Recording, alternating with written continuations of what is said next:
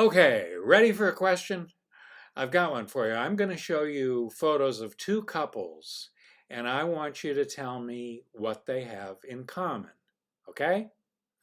Here's the first couple, and here comes the second. Not kind of a head scratcher, right?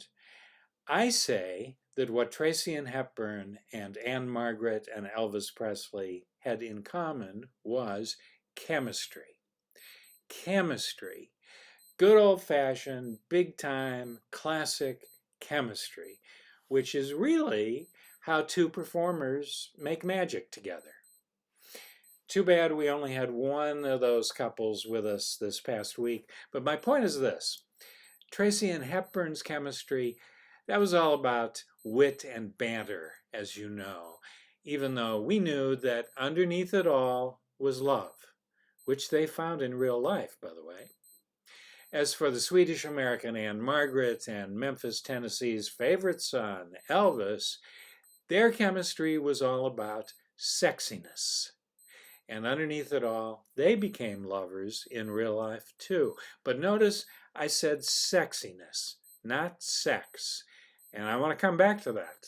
Well, I figure you know a lot about these four screen icons already. So let's just kind of zero in on the younger couple and how they got to their first and only film together, Viva Las Vegas, in 1964, released by MGM. He was 29, she was 23. Already a singing superstar, Elvis hit the big screen, as I need not tell you, with Love Me Tender, and he created a sensation, swiveling his hips. The next year, in his third film, Jailhouse Rock.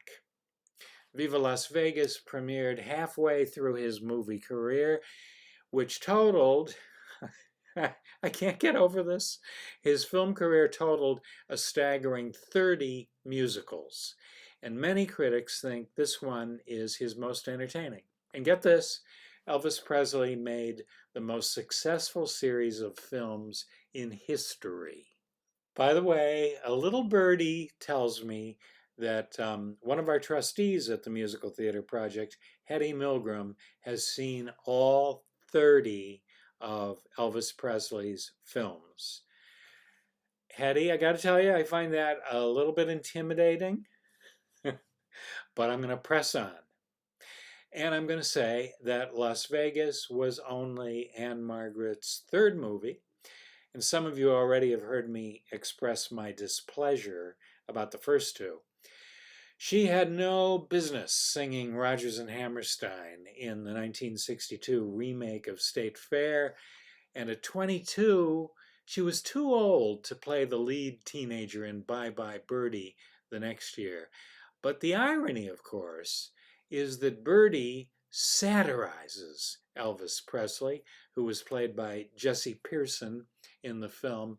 And when Anne Margaret arrived in Hollywood to film Las Vegas the year after that, in 1964, she was actually playing opposite the king himself. So to say these two were meant for each other, that is such an understatement. I say this film captures such a speeding moment in our cultural history because think about it.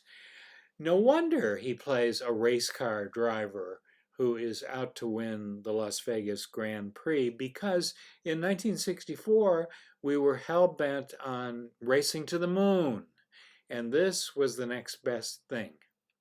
She's a swimming instructor who works with kids, and when she tells him that she wants a family and a house with a big tree in the front yard, that all makes perfect sense. That's called sexual polarity.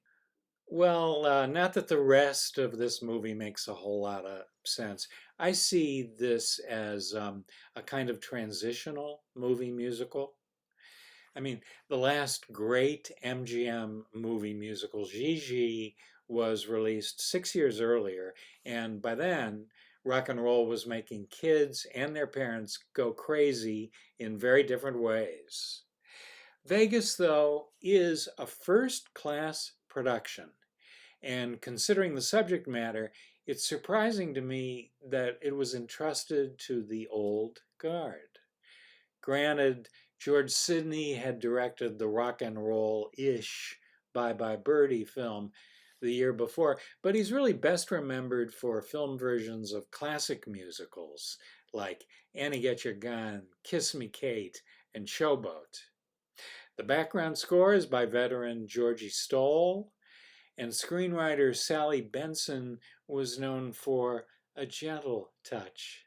For example, her stories that became the film Meet Me in St. Louis. Benson's screenplay for this movie has been labeled flimsy, and so it is. But that's okay. They wanted to make a family film that would cross generations, and that's what they wound up with. So Viva Las Vegas is transitional in the way it combines elements of older musicals with what we might call a flashier approach. I just love the lighting in this movie. It's spectacular. The songs were written by a whole bunch of guys, including Presley Reliable's Doc Pumice for the title song, and Lieber and Stoller, and the great Ray Charles. Their 11 tunes range from rock and roll to rockabilly to R&B to Latin to the pop ballad Today, Tomorrow, and Forever. In that one, Elvis actually makes me think of Bing Crosby as he croons it. There's even what we might call a cute show tune in this movie. It's the comic duet The Lady Loves Me, part of which, as you can see, takes place on a diving board. And miscellaneous note, did you know that Elvis thought of himself as a genuine actor? True. Walter Matthau, who was featured in Presley's film King Creole, said he was an instinctive actor. He was very intelligent. He was not a punk. Elvis would have pursued serious acting roles if his manager, the powerful Colonel Tom Parker, remember him, had allowed it. For example, Elvis was offered the lead in the film of West Side Story. I wonder what that would have been like. But Colonel Tom Parker insisted on controlling his image because, as he famously remarked, there's gold in them thar hips. And he saw lots more money coming in from Presley's recordings of songs introduced in escapist movie musicals. Notice the way the title song for this one is heavily promoted in the screen credits. On her third try, Anne Margaret came into her own and was finally taken seriously in this film. It's a sizzling performance, including her dance solo Appreciation, choreographed by David Winters, but it's also a surprisingly tender performance.